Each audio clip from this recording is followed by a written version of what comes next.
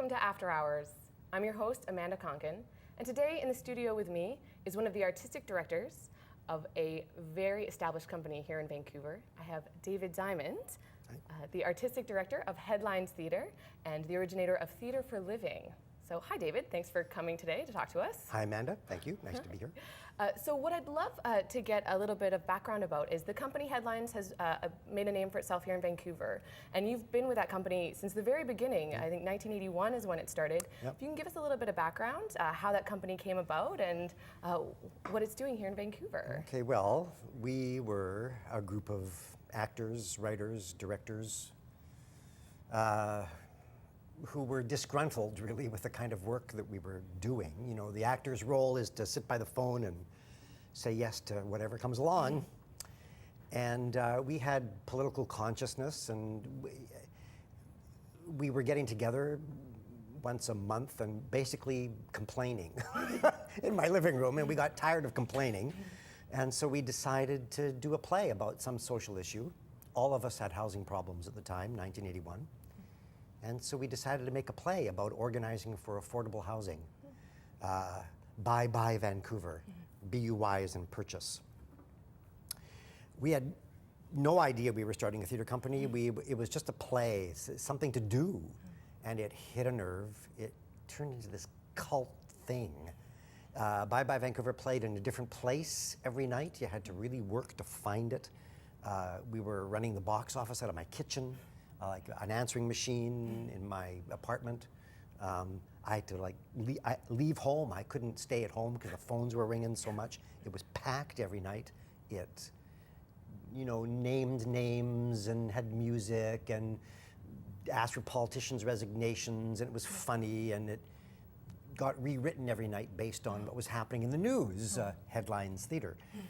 And we were completely unprepared for what happened with it. You know, there I was doing interviews with Maclean's magazine about housing issues. Like huge things happened. And Nettie Wild and I, Nettie's a well-known documentary filmmaker, she was another core person starting the company, and Nettie was already on her way into film. And so we decided to do another project, a video documentary, Right to Fight, on organizing for affordable housing that use elements of Buy Vancouver. And then, you know, one thing led to another, and it's now 32 years later.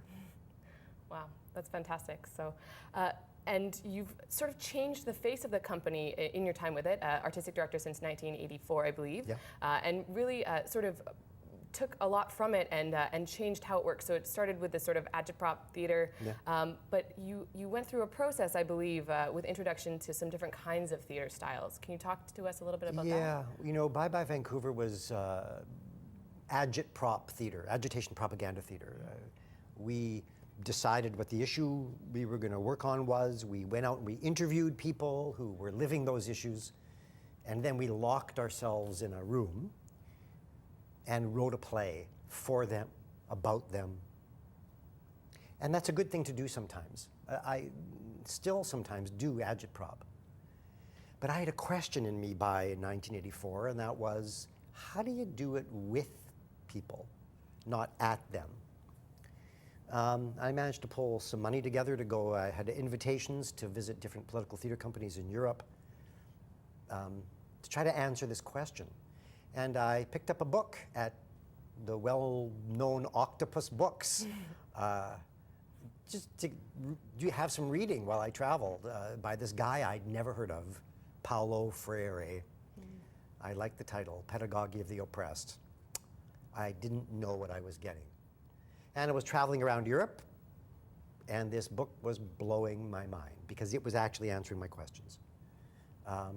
You know, Pedagogy of the Oppressed, I want to say, is singularly the most difficult read of my life. I want to encourage people, if they have never read it, to give it a go. It's very important writing. And so I'm in Manchester at a conference, and there's this guy, Chris Vine, giving a demonstration of this work that I've never heard of, from this man I've never heard of, Auguste Boal, and it's forum theater. And I'm sitting there in the audience going, what I'm seeing on the stage, this audience interactive theater, is what I'm reading about in Freire's book. They're both Brazilians. They were working around the same time.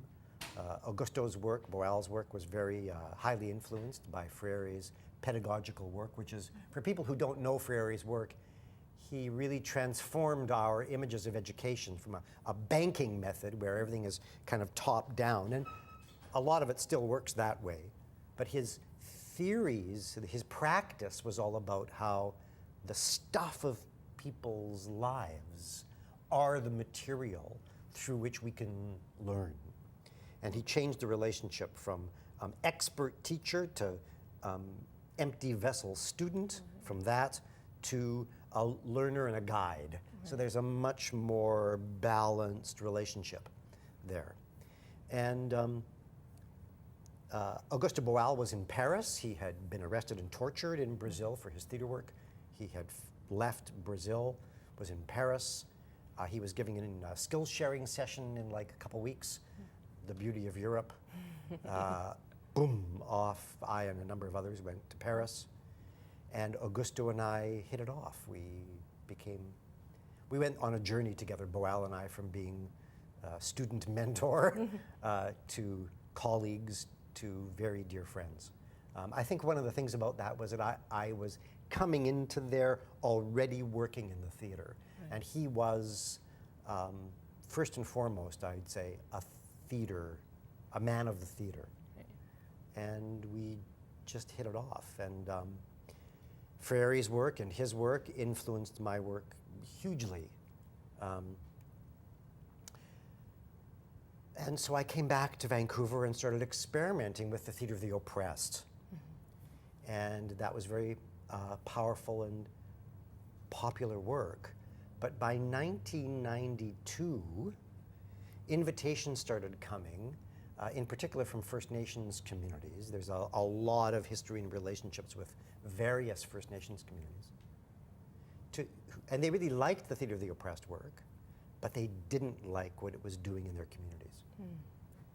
They didn't like the model of oppressor and oppressed, and needed to work on issues out of the history around residential school that model didn't serve, because they were finding that it was turning members of their communities into the enemy, into criminalizing community members who in fact needed healing.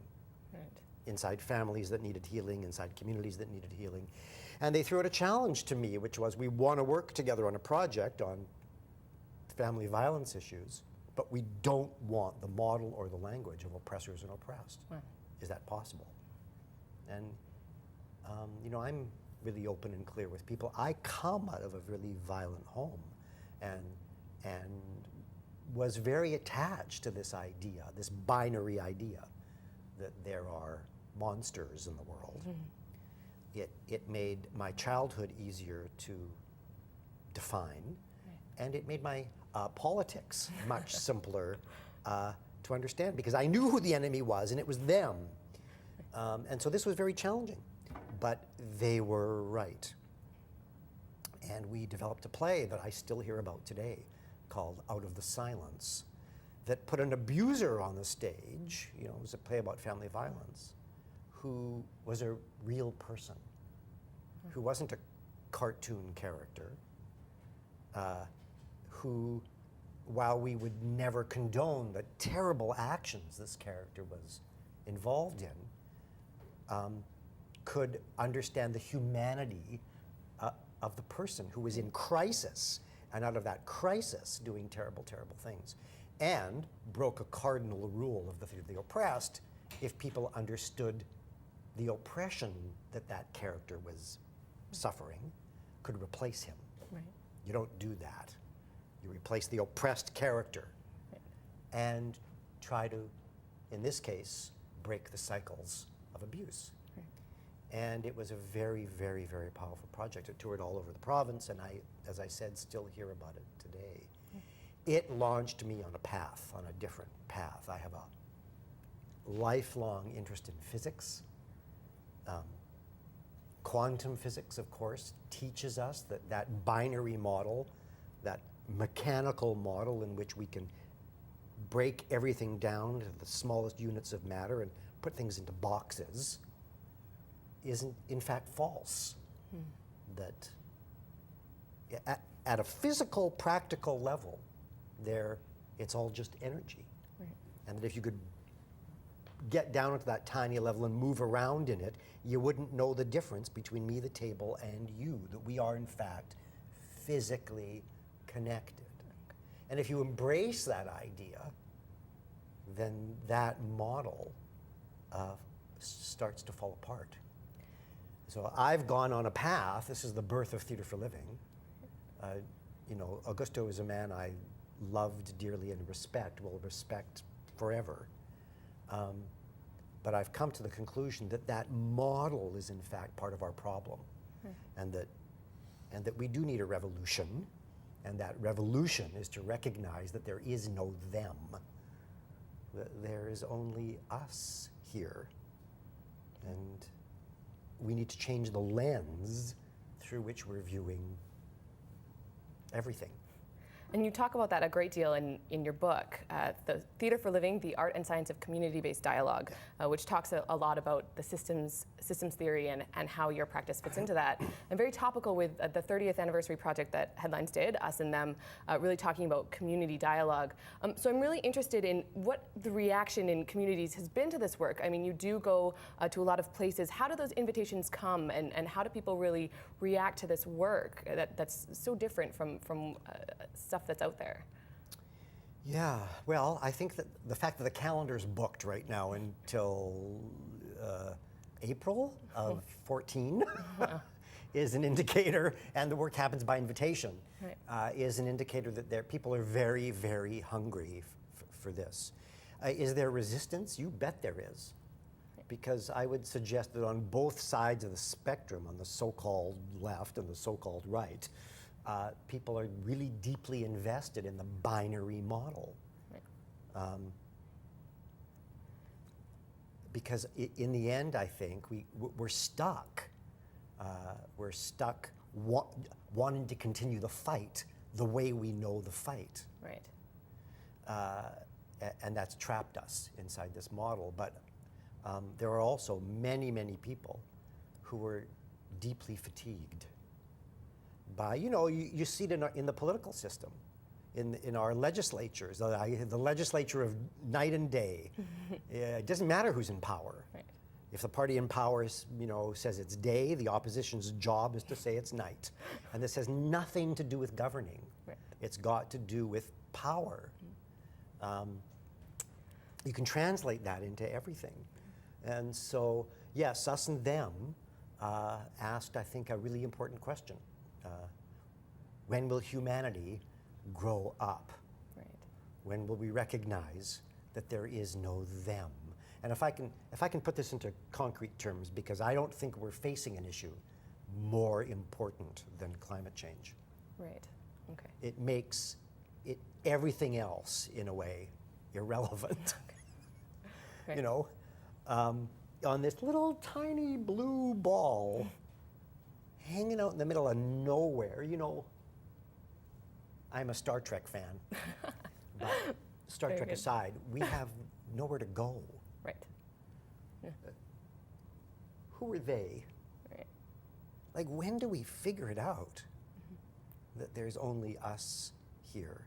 And if we could do that, then our relationship to homelessness would change, to food distribution would change, to all of the social issues facing humanity would shift, because we would get out of this model that says the person going through the dumpster is them. Right. So that's a lot of things that and obviously this passion that you have for this comes through, and in practical terms, you do go out to communities, work within communities for issues that they want.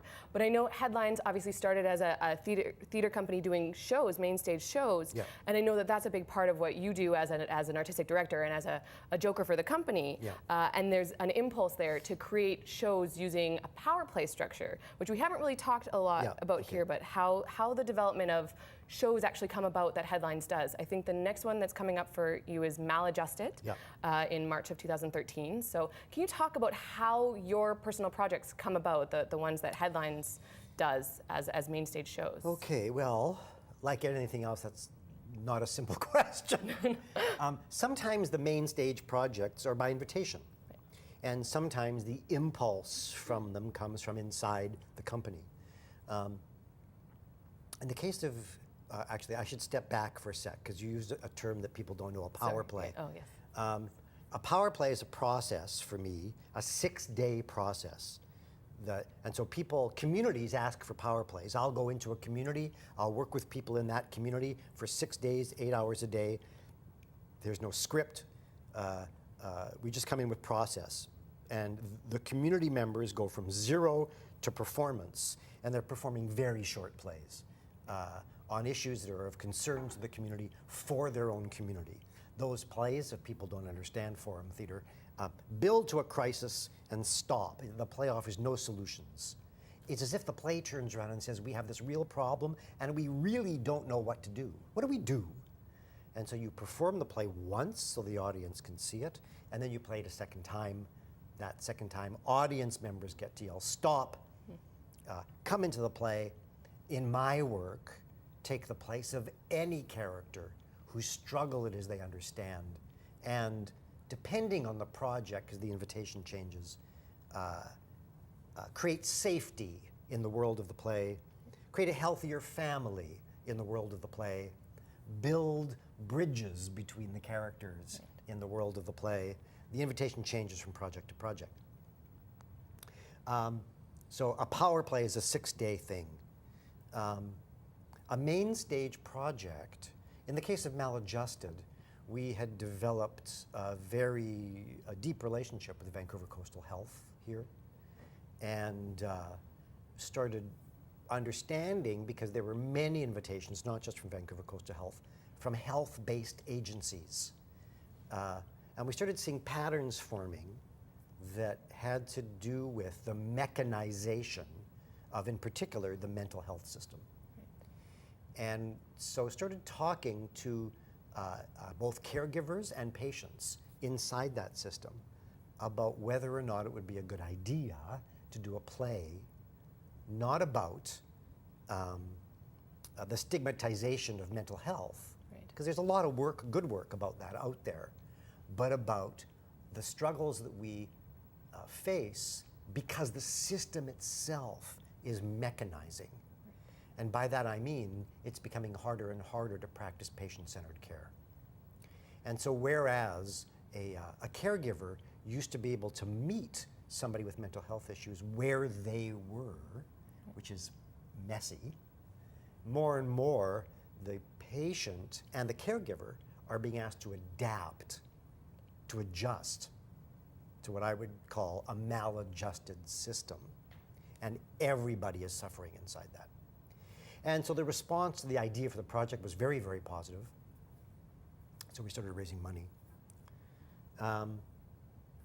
So the way a main stage project comes together, we will put out word that we're going to do this and start asking for people to send us applications in who want to be involved, directly involved in the creation and the performance of this piece.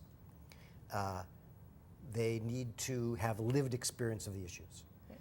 In this case, they are caregivers and patients in the mental health arena who have experience in the mechanization of the system. Right, and so that goes out through many ways. I know that you have an outreach coordinator, I believe. So what are the main ways that you get the word out about a project like this?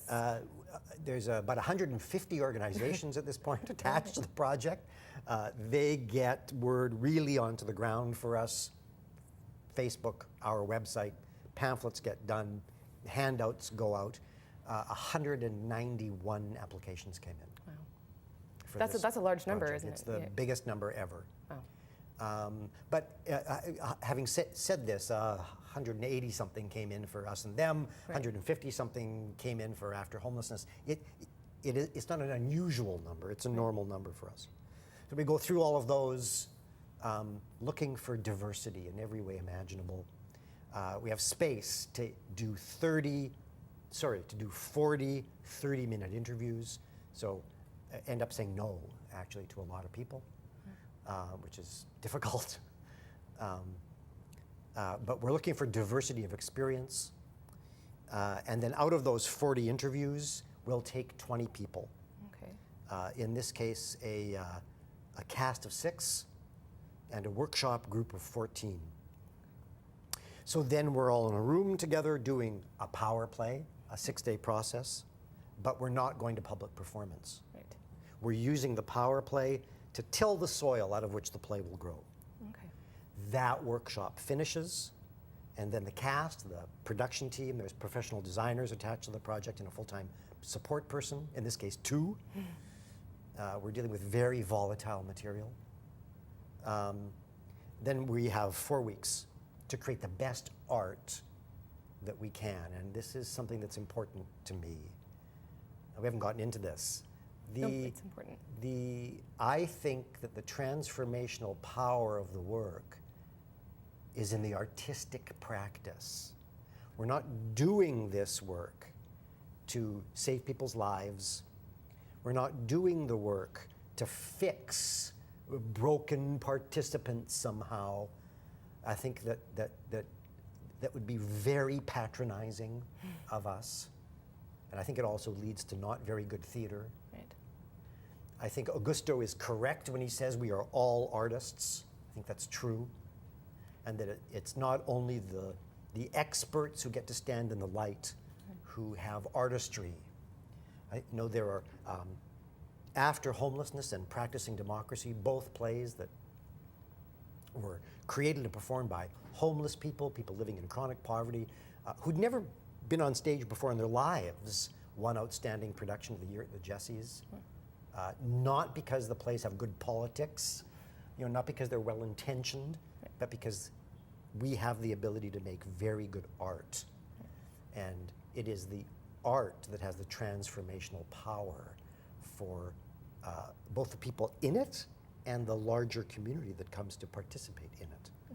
And so then we make the best art that we can in 4 weeks. And we go into a theater, in this case, the Fire Hall Arts Center, and we have a 2-week run.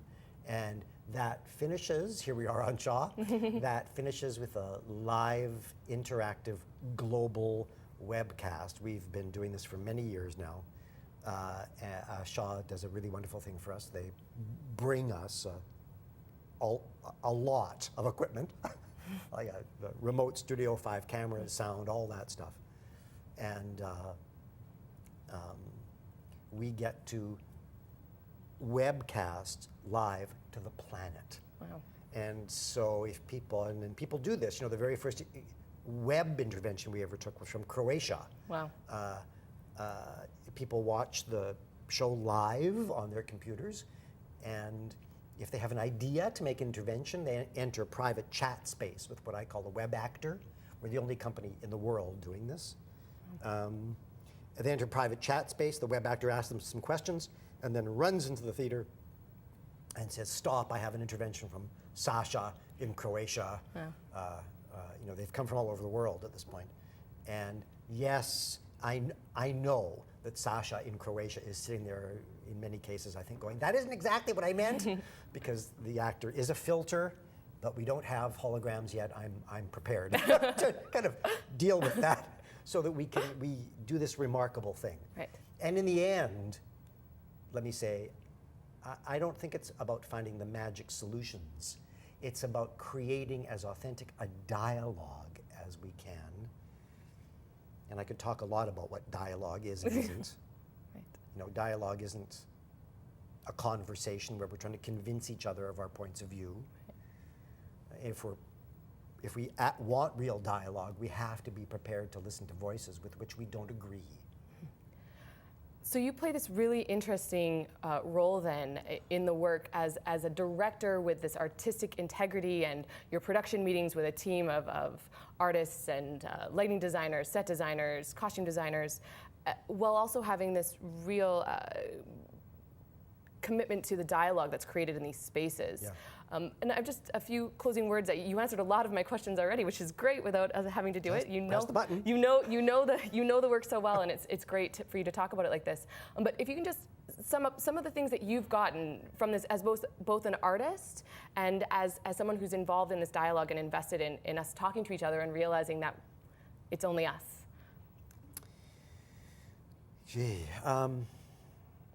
you know, lately, one of the things I've been talking about is what I get invited really deeply into people's lives. Part of my job, I think, is to create a safe enough space where we can take real risks together. Right.